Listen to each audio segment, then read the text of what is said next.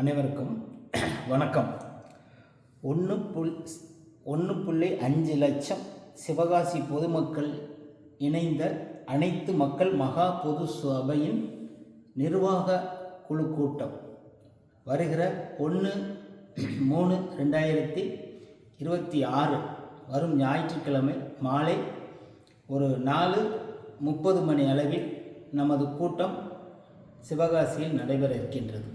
இதில் பொதுமக்கள் அனைவரையும் நீங்கள் வர வேண்டும்.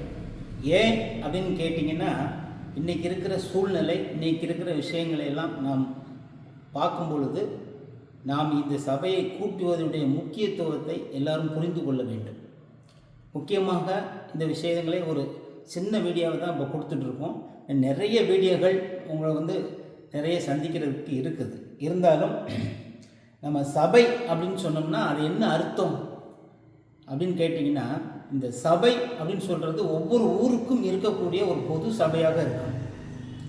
இன்றைக்கி கிறிஸ்தவர்களாக இருக்கட்டும், இஸ்லாமியர்கள், இந்துக்கள் எல்லாம் ஒன்றிணைந்த ஒரு மிகப்பெரிய சபை இருக்க வேண்டும். என்ன ஒரு தவறு இருந்தாலும் அதில் தீர்த்து கொள்ளக்கூடிய ஒரு நிலை இருக்கும். அது சாதாரண வீட்டு பொதுமக்களாக இருக்கட்டும், மிகப்பெரிய பிரச்சனைகளாக இருக்கட்டும், எதையும் தீர்க்கக்கூடிய வல்லமை இந்த சபைக்கு உள்ளது. இன்னும் சொல்ல போனோம்னா, நீதிமன்றத்திற்கு அடுத்து இன்றைக்கி எதுவுமே இல்லை, ஆனால் இந்த சபை இருக்கும். இதை நம்ம சுப்ரீம் கோர்ட்டு கீழேயே நம்ம விஷயம்லாம் வரப்போகிறது. அப்படி ஒரு நல்ல ஒரு விஷயத்தை சிவகாசியில் தொடங்கியிருக்கிறோம். இதில் இன்னும் சொல்ல போனோம்னா, இன்றைக்கி சிவகாசியில் வரலாற்றில் இடம்பெறாத ஒரு நிகழ்வு நடந்திருக்கிறது. நம்ம சிவகாசின்னு சொன்னோம்னா ஒரு அற்புதமான ஊர். இந்த ஊருக்கு இதுவரைக்கும் வரலாற்றில் நம்ம சிவகாசியில் வரலாற்றில் நடைபெறாத நிகழ்வு நடந்திருக்கிறது. இந்த சிவகாசியில் இதுவரைக்கும் வரலாற்றில் எந்த ஒரு நிகழ்வும், அதாவது இயற்கை சீற்றம் என்பதே நடந்ததில்லை. ஆனால் இன்றைக்கி ஒரு நிலநடுக்கமே வந்திருக்கிறது. ஏன் வந்தது? எதற்காக வந்தது? இந்த உலகத்தில் எது நடந்தாலும் நிச்சயமாக ஒரு அர்த்தம் இல்லாமல் நடக்காது. அது இயற்கை சீற்றமாக இருக்கட்டும், எதுவாக இருக்கட்டும். ஆனால் இன்றைக்கி சிவகாசிக்கு நிலநடுக்கம் வந்ததினுடைய மூல காரணம் என்ன அப்படின்னு கேட்டிங்கன்னா, இயற்கை இன்றைக்கி கோவப்பட்டிருக்கிறது. எதற்காக? இங்கே பெரிய ஒரு தவறு நடக்க போகிறது. அந்த தவறை எல்லோரும் நீங்கள் வேடிக்கை பார்த்தீங்கன்னா, அதுவும் இந்த எலெக்ஷன் தான் தவறுங்கிறது சுற்றி காட்டுது. இதில் நீங்கள் தவறு நடந்துச்சு அப்படின்னு சொன்னால் 5 வருஷத்துக்கு உங்களையெல்லாம் விடமாட்டேன், கடுமையான பாதிப்பை கொடுப்பேன்னு சொல்கிறத அந்த இயற்கை சீற்றம் சொல்லியிருக்கு. இதை தடுக்கணுமா வேண்டாமா? தடுப்பதற்கு என்ன வழி இருக்கிறது? இதை பற்றியெல்லாம் நம்ம சபையில் நடக்கிற எல்லா விஷயங்களுக்கும் கண்டிப்பாக நீங்கள் கலந்துக்கிட்டிங்கன்னா அதில் எல்லாம் தெரிஞ்சுக்கலாம். அதுக்கடுத்து பார்த்தீங்கன்னா, மழை. இன்றைக்கி உலகத்திலே மழைங்கிறது ரொம்ப நல்ல பொழிகிறது, அதிகமான மழை. ஏன் எதுக்கு பொழிகிறது இவ்வளவு? இன்றைக்கி விஞ்ஞான ரீதியாக இன்றைக்கி ஏதாவது விஷயம் இருக்குதா? ஏன் இத்தனை மழை? இன்றைக்கி 450 அடியில் இருந்த தண்ணி மேலே வந்திருக்குது. 850 வருஷத்துக்கு முந்தைய மழை பெஞ்சிருக்கிறது. மாதம் மும்மாறி மழை பொழியுது. 6 மாதம் மழைக்காலம். இப்படி ஒரு அதிசயம் நடந்துகிட்டு இருக்குது. ஏன்? எதனால்? இந்த விஷயம்லாம் தெரிஞ்சுக்கிட வேண்டாமா? நீங்கள் கூட்டத்துக்கு வாங்க, அதில் எல்லாம் கலந்துக்கலாம். இன்னும் நிறைய விஷயம் இருக்குது. நம்மளால் சின்ன விஷயங்கள் சொல்கிறோம். இன்றைக்கி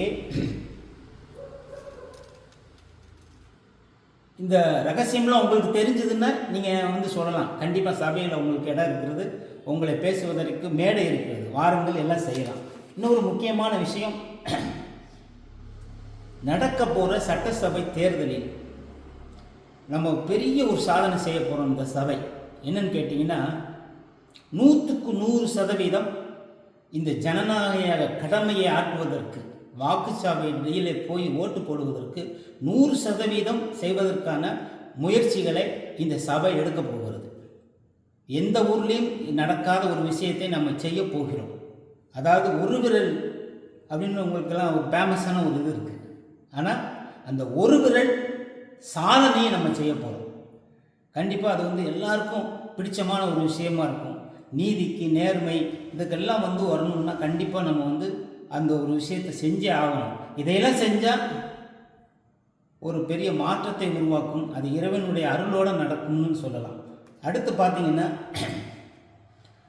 இது சாதாரண விஷயம் கிடையாது. பெண்களுக்கு இன்றைக்கி நடக்கிற கொடுமை வந்து கடுமையாக இருக்குது. அந்த இந்த சிவகாசியில் எந்த மூலையில் நடந்தாலும் அடுத்த செகண்ட் போய் பெண்களை காப்பாற்றக்கூடிய ஒரு சபையாக இருக்கும் என்று தெரிவித்துக் கொள்கிறேன்.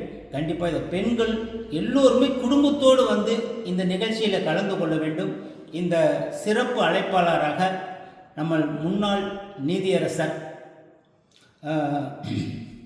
சிறுவித்தூர் இலந்தைக்குளம் திரு சிவசுப்பிரமணியன் அவர்கள் வருகை தர இருக்கிறார்கள். ஆகவே எல்லோரும் இந்த கூட்டத்தில் கலந்து கொள்ள வேண்டும். எவ்வளவு வேலை இருந்தாலும் சரி, எல்லா வேலையும் நீங்கள் முடிச்சுக்கோங்க. சரியாக 4:30 மணிக்கு வந்துக்கோங்க. கண்டிப்பாக ஒரு 7 மணிக்குள்ள நிகழ்ச்சி முடிஞ்சிடும். சிறப்பாக நடக்க போகிறது. எல்லோரும் கலந்துக்கிட்டு பண்ணணும். குடும்பத்தோடு வாங்கன்னு அன்போடு இந்த சபையின் சார்பில் கேட்டுக்கொள்கிறேன். நன்றி, வணக்கம்.